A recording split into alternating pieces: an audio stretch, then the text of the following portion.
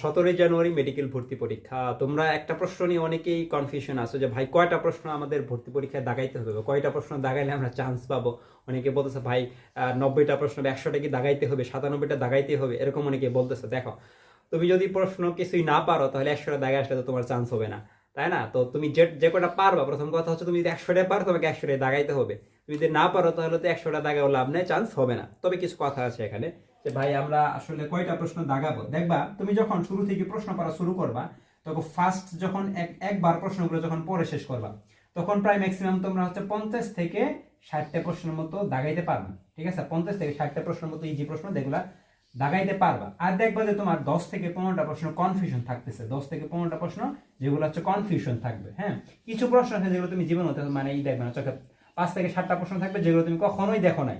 ঠিক আছে, কখনোই দেখো নাই, যেগুলো কঠিন, যেগুলো থাকবে কঠিন, যেগুলো কখনোই দেখো নাই, বা তোমার একটা ইজি প্রশ্ন যেগুলো তুমি কখনোই দেখো নাই বা পড়ো না। এখন কথা হচ্ছে আমার কোনগুলো দাগাবো। এই 50 থেকে 60টা তুমি ইজিলি দাগাইতে পারো।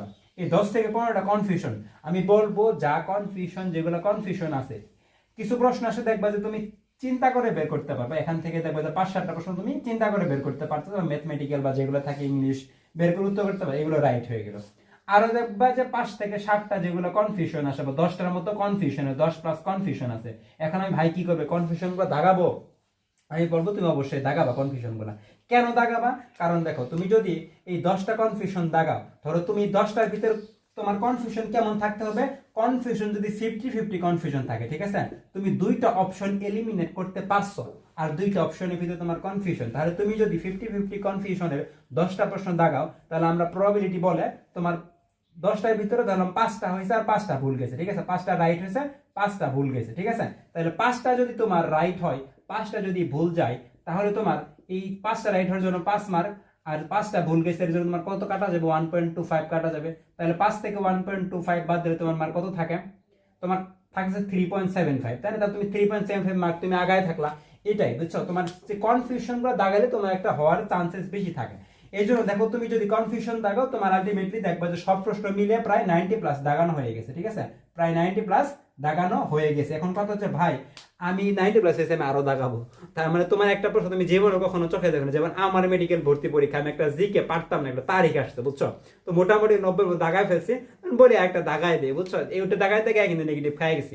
ঠিক আছে, নেগেটিভের কারণে কিন্তু মার্ক কমে আসছে আমার। তাহলে যে প্রশ্নগুলো তুমি ধরো জিকে একটা প্রশ্ন বা এমন একটা প্রশ্ন যেটা তুমি কখনোই দেখো নাই, বা 4টা অপশনের ভিতরে তোমার কনফিউশন কোনটা উত্তর হবে, তাহলে তুমি সেখানে না হওয়ার সম্ভাবনাটা বেশি। তো যেটা কখনোই দেখো নাই যে প্রশ্ন, সেটা আসলে না দাগানো এই বুদ্ধিমানের কাজ। ঠিক আছে, কারণ সেটা তুমি দাগালে ভুল হওয়ার সম্ভাবনাই বেশি থাকবে, বুঝছো। তো এই জন্য যে প্রশ্নগুলো তোমার কনফিউশন থাকবে সেগুলো দাগাবা, আর হচ্ছে যেগুলো একদম ইজিলি পারবা সেগুলো দাগাবা, বুঝছো। প্রথম কথা হচ্ছে, এখন একসাথে বলে রাখি তোমাদের 2টা কথা, যে কাল মানে 17 তারিখে যেহেতু পরীক্ষা, প্রথমে তোমার প্রশ্নটা পড়বা, যেগুলো প্রথম ফার্স্টে কোন প্রশ্নগুলো দাগাবা। প্রথমে হচ্ছে যেগুলো একদম পারো, প্রশ্ন দেখার সাথে সাথে উত্তর মাথায় চলে আসবে, প্রশ্ন একবার পড়ার সাথে উত্তর মাথায় চলে আসলে সেই প্রশ্নগুলো আগে হচ্ছে দাগায় শেষ করবা।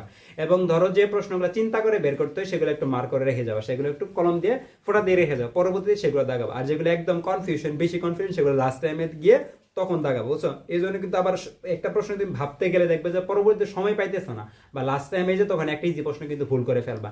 এই কথাটা মাথায় রাখবা। আর ওএমআর এ বৃত্ত ভরাট করার সময় সবসময় খেয়াল রাখবা তুমি প্রশ্ন কোনটা, মানে কোন প্রশ্নের কোন তো দাগাইতেছো। ধরো 3 দাগাইতেছো, ওএমআর এ দেখবা 3-এর কত, 3-এর উত্তর ক, ওএমআর এ দেখবা 3-এর ক দাগাই হবে, দাগাবা 4-এর ক, 4-এর ক, এইভাবে, বুঝছো না? তো সিরিয়াল মিস্টেক হলে কিন্তু তোমার কিন্তু মানে উত্তর মিস্টেক হয়ে, তখন কিন্তু সঠিক প্রশ্নের উত্তর তুমি ভুল দাগায় ফেলবে। ঠিক আছে, তো সবার জন্য শুভকামনা থাকবে। এই একটা দিন একটু ধৈর্য রেখে আল্লাহর কাছে দোয়া করো, পড়াশোনা করো, ইনশাআল্লাহ তোমরা সবাই ভালো করবে। আল্লাহ হাফেজ।